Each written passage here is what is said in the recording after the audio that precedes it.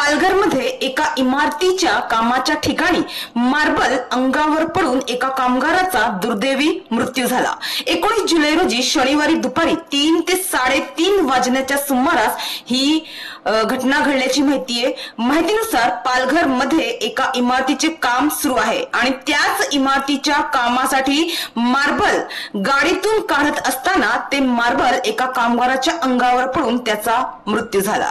Parth solitaire बिल्डिंगच्या साइटवर ही घटना घडली। नजरुल असे मृत कामगाराचे नाव आहे।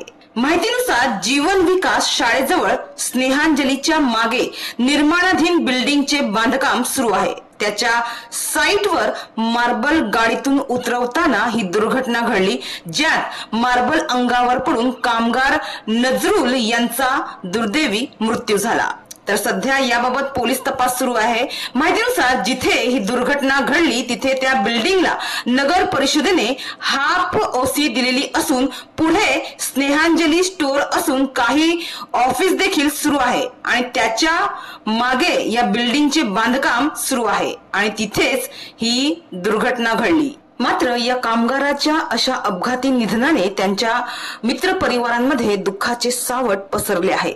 मात्र जर एखाद्या कामगाराचा कामाच्या ठिकाणी अपघाती मृत्यू झाल्यास त्याच्या वारसांना कामगार नुकसान भरपाई कायदा 1923 ऍक्ट नुसार भरपाई मिळण्याचा हक्क आहे। या भरपाईमध्ये कामगाराच्या मृत्यूमुळे त्याच्या कुटुंबाला होणारे आर्थिक नुकसान भरून काढले जाते।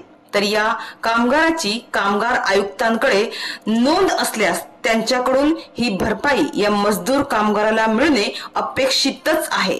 कारण कुणाच्या तरी घराचा एका कर्ता व्यक्तीचा मृत्यू झालाय, त्यांची जागा तर कोणी भरून काढू शकत नाही। मात्र त्यांच्या कुटुंबियांना किंवा त्यांच्या नातेवाईकांना याबाबत मदत करून त्यांच्या दुःखात नक्कीच सामील व्हा अशीच अपेक्षा आहे।